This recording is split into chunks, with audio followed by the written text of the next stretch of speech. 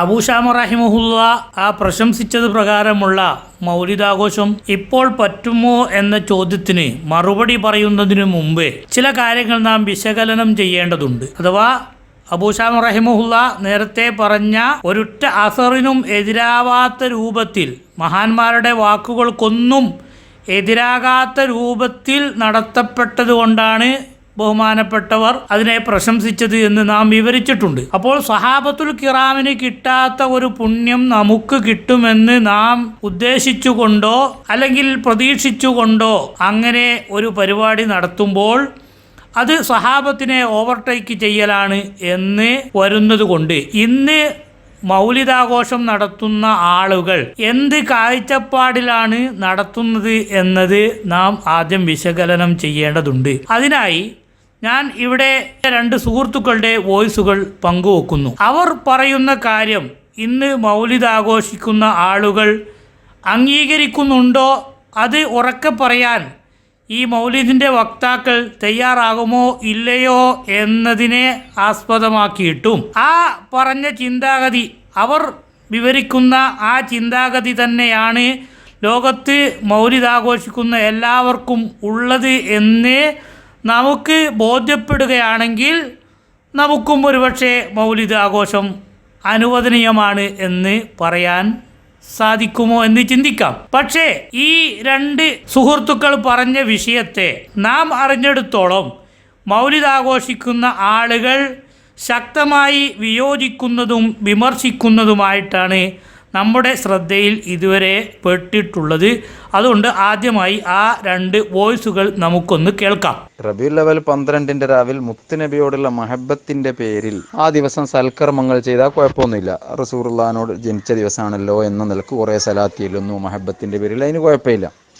ശൈലിപ്പുള്ള മഹബത്തിന്റെ പേരിൽ ആ രാവിനെ പ്രത്യേകം ബഹുമാനിച്ചാദരിച്ച്, അപ്പം അങ്ങനെ ആ രാവിനൊരു പ്രത്യേകവും ബഹുമാനവും ആദരവും ശറഅ് പഠിപ്പിച്ചിട്ടില്ലെങ്കിൽ പിന്നെ ആ രാവിനെ പ്രത്യേകം ബഹുമാനിച്ചാദരിക്കുന്നത് ബിദ്അത്താകും. അതേസമയത്ത് മഹബത്തിന്റെ പേരിൽ ഒരു സൽക്കർമ്മം ചെയ്യുക, ഓരല്ല ഒരു രാത്രിയെ പ്രത്യേകം ബഹുമാനിച്ചാദരിക്കുക എന്നുള്ളതും ഒരു രാത്രിയിൽ സൽക്കർമ്മം ചെയ്യുക എന്നുള്ളതും തമ്മിൽ വ്യത്യാസമുണ്ട്. നിങ്ങൾ റസൂലുള്ള ജനിച്ച ദിവസമാണ്, അവിടുത്തെ മഹബത്തിന്റെ പേരിൽ ഒരു 100 സലാത്ത് ഒരു ദിവസം ചെല്ലുന്നു, റബീഉൽ അവ്വൽ 12 ചെല്ലുന്നു, അല്ല എല്ലാ തിങ്കളാഴ്ചയും ചെല്ലുന്നു, ചെല്ലിക്കോ, കുഴപ്പമൊന്നുമില്ല. അതേസമയത്ത് റസൂലുള്ളാഹി സ്വല്ലല്ലാഹി അലൈഹി വസല്ലം തങ്ങൾ ജനിച്ചതുകൊണ്ട് ഈ ദിവസത്തിനൊരു പ്രത്യേകം ബഹുമാനവും ആദരവും ഉണ്ട് നിങ്ങൾ വിചാരിച്ചാൽ അത് ബിദ്അത്തായി.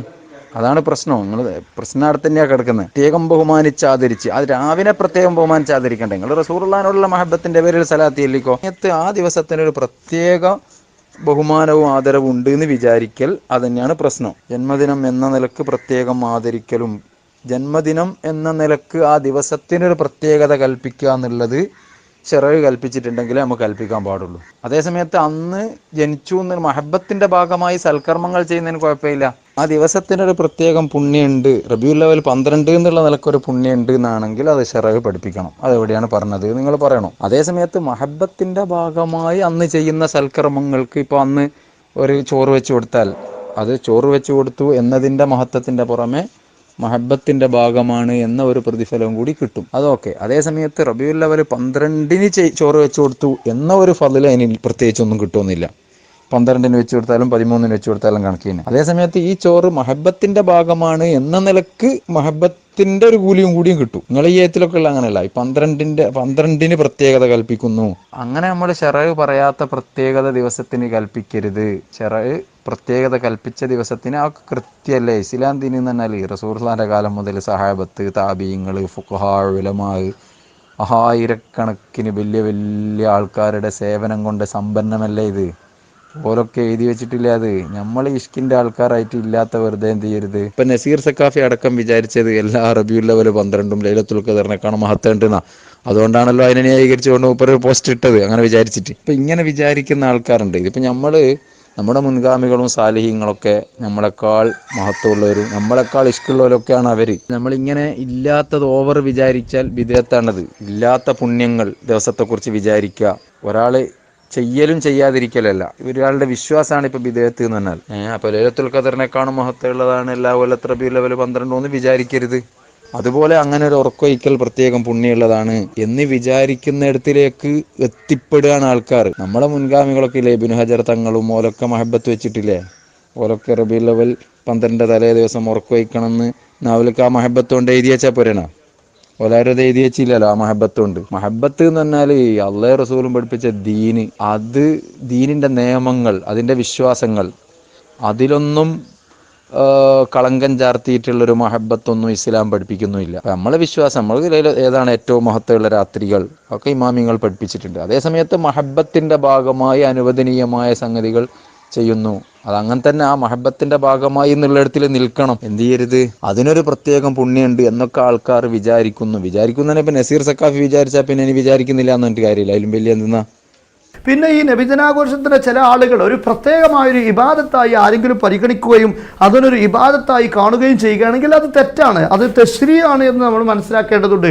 അതുപോലെ തന്നെ റബീഉൽ അവ്വൽ 12 വലിയ മഹത്വമുള്ള ദിവസമാണ് എന്ന് ചില ആളുകളൊക്കെ അവരുടെ കാഴ്ചപ്പാടുകൾ പറഞ്ഞിട്ടുണ്ട്. പക്ഷെ അങ്ങനെ പറയണമെന്ന നിർബന്ധമൊന്നുമില്ല. അതുപോലെ തന്നെ റബീഉൽ അവ്വൽ 12 11 ഇല്ലാത്ത ഒരു പ്രതിഫലം ഏതെങ്കിലും ഒരു കർമ്മത്തിനുണ്ട് എന്നോ, അല്ലെങ്കിൽ 11 ചെയ്യാൻ സുന്നത്തില്ലാത്തൊരു കാര്യം പ്രത്യേകമായ സുന്നത്താണ് 12 എന്നോ, ഇതൊന്നും നമ്മൾ ആരും പറയുന്നില്ല. അങ്ങനെ പറയുകയാണെങ്കിൽ അതൊക്കെ പ്രത്യേകമായ തശ്രീകളാണ്, അത് പുതിയതുണ്ടാക്കലാണ്, അത് ബിദ്അത്ത് മുൻകറത്തിന്റെ ഇനത്തിൽപ്പെടും. അപ്പോൾ ഈ 2 വോയിസുകളിൽ പറയപ്പെടുന്നത് പോലെ ഈ മൗലിദാഘോഷത്തിന് അഥവാ റബീഉൽ അവ്വൽ 12 ഇങ്ങനെ ഒരു ആഘോഷം നടത്തുന്നതിന് റബീഉൽ അവ്വൽ 10 9 അല്ലെങ്കിൽ ദുൽഹജ്ജ് മാസത്തിലോ ദുൽഖഅദ് മാസത്തിലോ മുഹറം മാസത്തിലോ നബി സല്ലല്ലാഹു അലൈഹി വസല്ലമ തങ്ങളുടെ മദ്ഹ് പറയുന്നതിനും ഭക്ഷണം കൊടുക്കുന്നതിനും കിട്ടുന്ന പുണ്യത്തെക്കാൾ ഉപരി ഒരു പുണ്യവും റബീഉൽ അവ്വൽ 12 നടത്തിയ വകയിൽ കിട്ടുമെന്ന് നമുക്ക് വിശ്വസിക്കാൻ നിർവാഹമില്ല.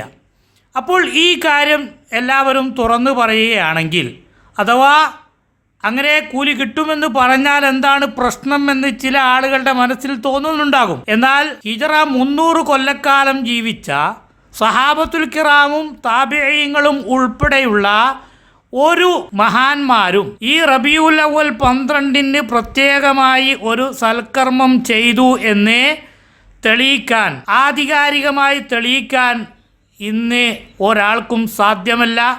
മുമ്പ് പലരും ആ ജനങ്ങളെ കബളിപ്പിക്കാൻ വേണ്ടി സഹാബത്തുൽ കിറാമും ഖുലഫാഉർ റാഷിദീങ്ങളുമൊക്കെ ഇത് കൊണ്ടാടിയിട്ടുണ്ട് എന്ന് കളവ് പറഞ്ഞുകൊണ്ട് ജനങ്ങളെ കബളിപ്പിച്ചിരുന്നു എന്ന കാര്യം ആവശ്യമായി വരികയാണെങ്കിൽ ഇൻഷാ അല്ലാഹ് ഇത് ആരെങ്കിലും നിഷേധിക്കുന്നതായി നമ്മുടെ ശ്രദ്ധയിൽപ്പെട്ടാൽ നാം അതിൻ്റെ വോയിസും വീഡിയോയും ഇവിടെ പ്രദർശിപ്പിക്കും.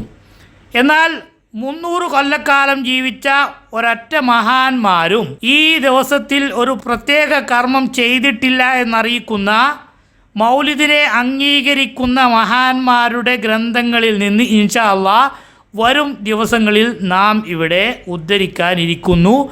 അതോടൊപ്പം മൗലിദിനെ അനുകൂലിച്ചുകൊണ്ട് സംസാരിച്ച ഗ്രന്ഥങ്ങൾ എഴുതിയ പണ്ഡിതന്മാർ എന്താണ് അവർ ഉദ്ദേശിച്ച മൗലിദ് എന്നും അവർ എന്തിനാണ് പച്ചക്കൊടി കാണിച്ചിട്ടുള്ളത് എന്നും അതോടൊപ്പം അവർ എന്തൊക്കെ കാര്യങ്ങളെ വിമർശിച്ചിട്ടുണ്ട് എന്നും ഇൻഷാ അല്ലാഹ് നമുക്ക് വിശദമായി വിശകലനം ചെയ്യാം. എന്നിട്ട് നമുക്ക് ആലോചിക്കാം ഇന്ന് നടക്കുന്ന മൗലിദാഘോഷം ഇസ്ലാമികമാണോ, മഹാന്മാർ പറഞ്ഞതാണോ, അല്ല അനിസ്ലാമികമാണോ, നമുക്ക് അതിനു വേണ്ടി പണം ചെലവഴിക്കാൻ പറ്റുമോ, കൂട്ടുനിൽക്കാൻ പറ്റുമോ, അത് ബിദ്അത്ത് ഹസനത്താണോ ബിദ്അത്ത് സയ്യിഅത്താണോ എന്നത് ഇൻഷാ അല്ലാഹ് അവരുടെ ഗ്രന്ഥങ്ങളും കൂടി വായിച്ചതിന് ശേഷം നമുക്ക് തീരുമാനിക്കാം.